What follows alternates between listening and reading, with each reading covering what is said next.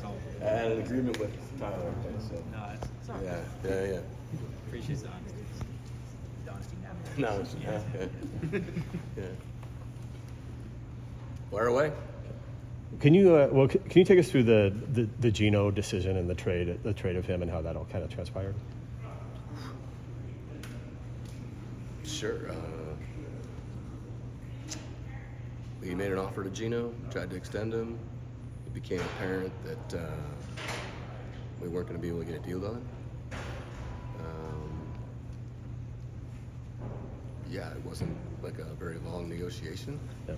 And so as a staff, we had to be prepared to pivot. So we had sat down with the offensive staff, and obviously the personnel guys were on it before anyway, but always having a contingency plan and having to pivot. So we had several guys we were interested in, made the trade, and were able to get the guy at the top of the list.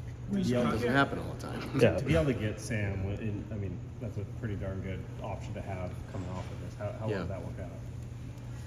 It worked out great, and having Clint with him, having the background with him, and all the connections that we have around the league, the guys that have coached him, and like Scott, Fitter, and Dan being with him as well in Carolina, and talking about the character and how much we studied him over the years, watching his growth,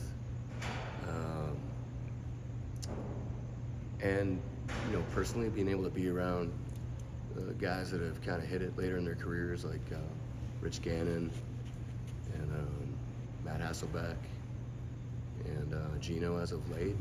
It just, you watch that progression, you watch the work ethic, the character of the person, the scheme fits, and it worked out perfect. Is that position unique that way, that you have to kind of think of, just because maybe it didn't work out for the first however many years, they could still be a different player late in their Yeah, career?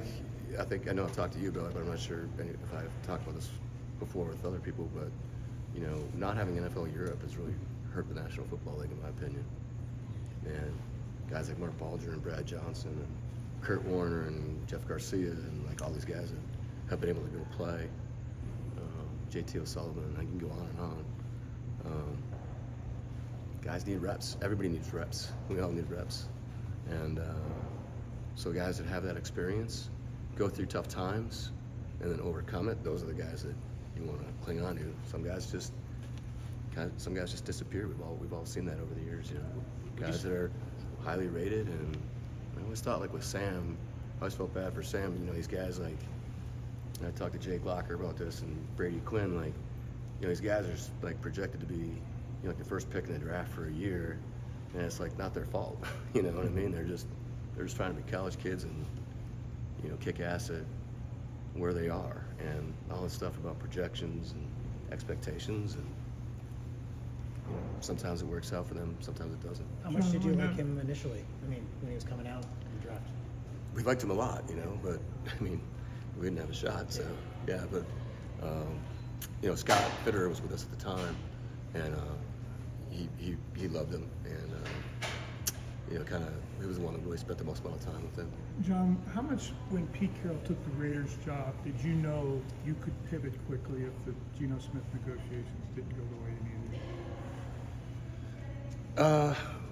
needed? When you're at the combine, you have a ton of discussions with a lot of teams, and that's where we talked about down there, like the landscape being set up that week.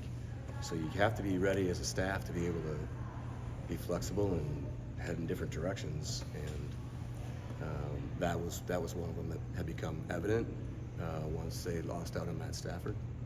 Did When, the DK trade request catch you guys by surprise, or how did you guys kind of handle that when it came down and get to the point where you got that trade done with them?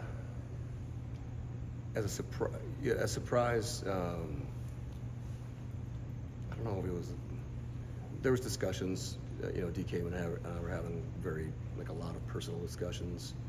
I thought we could fix it, handle it, whatever it was, and at the end of the day, it was a no, and he wanted to be traded. So we pivoted and moved forward. What kind of leader? We want guys that want to be here, you know what I mean? We want guys that believe in what we're doing, and you'd have to ask him for one reason or another. It was he just wanted to move on and get a fresh start. What kind of leader are you getting in Sam? Authentic. Players love him, coaches love him. Like everywhere he's been. You know, it's pretty cool. I actually just got off the phone with Scott Boras. You're close with that, man. He's you know, big time baseball agent, and we've built a bond over the years. And he was telling me a story about Sam was a sophomore in college, and he gave a presentation. And Scott gave a presentation at USC, and he went through like this hour lecture, and then like he waited another hour and a half, or whatever, like in a meet and greet to like just have the one-on-one time with Scott to be able to sit down and like just take in whatever knowledge he could from him and stuff. So it's pretty cool. He was sharing that story with me. Literally just got off the phone. Pretty cool. What kind of opportunity now is 5 picks in the first 3 rounds after making these trades?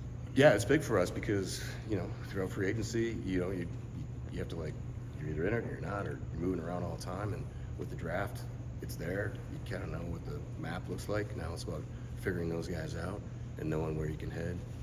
And so having 5 picks in the first 92s is huge for us. How do you look? The offense as a whole, obviously a lot of change with Tyler or DK being gone, changing a quarterback, things like that. The offensive line, maybe you're not done there yet, but how do you sort of look at that whole thing, where the way the offense is? Yeah, offensive line, definitely. We need to, like, look, I get it. Dave tells me all the time what's going on out there, okay? Like, everybody sees it, you know. We were in on a big time guy that we wanted to bring in and get, you know, physical on when you spend that kind of money on a player, and, you know, we wanted to visit. Another team didn't want to visit, and they just went ahead and did the deal. So what does that mean? Does that mean you just go ahead and start panicking and throw money at, you know, other guys that aren't quite as good? No. You make the smart decisions, the smart, patient decisions. We've made decisions in the past, and usually don't jump in that quick, and we've made some decisions in the past that haven't been the best decisions for the organization because we weren't patient, and we panicked. And you pay for that, you know, because we want to be a team that's, you know, acquiring all throughout the year so you can compensate for your deficiencies, whether it's injuries or, you know, underperformance at a certain position. So, you know, when we get to the trade deadline, we can be saying, okay, yeah, we need a Carlos Dunlap, or we need a Diggy, or, you know what I mean? We can be able to fix your team, and you have to be disciplined in your spending. And I get it. Like, we all want things right now, but sometimes it happens, sometimes it doesn't. Were you surprised? So the draft is where you see the whole offense, we see a system, right? We see teachers, you know, Coach Dennison, JB, you know, Clint. I mean, there's a whole group of guys here now that, like, they travel in packs, those guys, right? That group of guys, the Y Zone guys. And so having a system in place, run the ball, teachers develop, we got to acquire, develop. That's how we see it now. Giving MVS was big for us, be able to take the top off after losing DK, so that became a priority for us. Yeah, and then being able to get Josh as a swing tackle was huge for us. Yeah, but we'll be pecking away at it like year round, you know. Were you surprised a guy like Joe Tooney went for a 2026 fourth, given how hard it is to find a guard? Yeah. Yeah. And when people say that, so, like, you know, you guys are in on everything. Are there some of these deals that happen without you guys even having an opportunity to get in there and outbid somebody? Yeah, there's some conversations that are had that, you know, you're kind of like, okay, wait, so, well, you know, I thought you were gonna call us back, or, you know what I mean? There's sometimes things just happen that, you know, we always say we want to be in everything, but, like, you know, and Joe's a great player, you know, but, you know, I'm not sure. The surprise was not that it was a 4th round pick, but that it happened that fast. Back to the Geno Smith thing, speaking of happening fast. Did you, if it wasn't so soon up against the free agency negotiating period starting, would you have gone back and forth on him, or was there no back and forth comment on that? There was no back and forth coming. So that's why it became pretty evident that we should trade him to the Raiders. How surprising was that? No, you did not ask me, Joe. Thank you. I'm sorry. How surprising was that from the history you have with him, that there was no back and forth at all? Surprising? It's just just part of the business, part of the negotiation. And yeah, I don't know. It was just, I don't know if it's surprising or not. It's just reality. Being able to add DeMarcus to that defensive front, just what can guys that add to your defense? I mean, he missed time last year, but the guy's a monster. He plays super hard. He's a two-faced player, run and pass. Great leader. Obviously, our AD's relationship with him, which is part of what we're talking about free agency too. Like the acquisition portion is in free agency even more than the draft with, character, medical, psychological, scheme fit, coachability, all that stuff is even more important because you're spending a lot of money right away. So you better know damn sure like who the person is. And so having AD, having Clint, two of these guys coach these guys, MVS and just in Tank they call him. I don't know if you knew that. He's called Tank. It's pretty cool nickname. But yeah, just to have that background. So and then you guys have seen how Mike and those guys move people around. So the scheme fit was a natural. AD knew him, knows the person, knows the competitor, and the guy loves football, plays really hard, and he's extremely disruptive. When you make these seismic moves you did, like Tyler, trade DK, trade Geno, kind of gives a sense that you may be rebuilding. Why is that not the case? It's competing. I mean, I know that I sound like Pete right there, but that is the truth. I mean, we're competing in every aspect of what we're doing every single day, and that's just, we're not saying, this player's better than that player. It's all this huge piece with, salaries and, scheme fits and people wanting to be here and people not wanting to be here, and so you just have to be able to continue to pivot, and that doesn't mean that.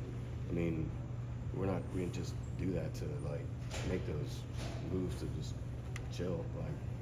We're going for it. We're fighting every day. I did sound exactly. We're competing in everything we do, every aspect. That's awesome. I know, when you look at obviously some of these moves, you kind of see it coming down the line. When you have that many moves in 7 to 10 days, I know that's kind of normal for this time of year, but I mean, how much of a shift is that? How much is you really taking this is a new direction we're going in, at least offensively for this franchise?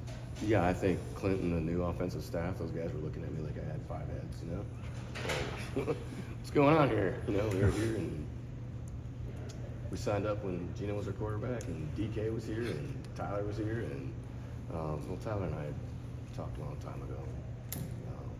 We knew what was happening there. Great, one of my all-time favorites. Obviously, he's going to Ring of Honor. I mean, just a phenomenal. You guys know him, phenomenal person.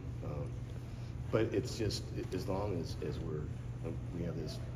Look, we like the new staff, the offensive staff. We like the coaches. We like our young guys. We like where we're going, and they like our players. And so, being able to acquire, the offensive lineman that JD wants is really important, and Coach Dennison and those guys developing people, and then and Clint and other guys on the staff with like MVS, how important he was to compensate for DK's loss. Yeah, I mean it seems like a lot, but we have a long way to go. We're not playing games tomorrow. We don't want to have ourselves in a situation where if people have to make some of those decisions on their teams, that we're ready to respond. John, And I get it with the offensive line, getting back to the offensive line stuff with the what Dave's talking about with the fan. I get that. I have empathy for that big time. But I think people would rather have us win games than not being able to acquire people at the appropriate times throughout the season, and be able to respond to the cap casualty guys, during the summer or at the trade deadline or whatever. I know it's fresh in your mind, but you just had this happen with Geno and DK. I'm curious if there's things that you're thinking about how you'd change and how to engage with the rest of the roster, make sure those relationships are strong, make sure that people have the right message about what's going on here. Any reflections? And I know it's right away that this has just happened. Well, I think our support staff, Mo Kelly, Sue, Sam Ramsden, Strick, Dave and his staff. I mean, I love our people, and our people do a great job. So, yeah, I mean, we're talking all the time about, is there something we did? Is there something, but at the end of the day, it's not that. It's just purely business. on their end, in my opinion. And you have to look at like that. You can't look at. We all take it personally, you know. I do, but you can't initially. But you can't. You know, it's like, hey, we gotta keep moving forward here. And you know, if we sit there and wallow in our feelings, then we're not going to be doing what's best for the organization. And that's what our job is. What's best for the organization, what's best for Jody and the fans, like every single day. Was Pete lobbying for, Last question. was Pete lobbying for Geno on the plane to the combine? No? No, not at that point. Okay. Yeah, I think thought they were getting Matthew Stafford at that point, probably. All right. All right. Thanks, John. Okay.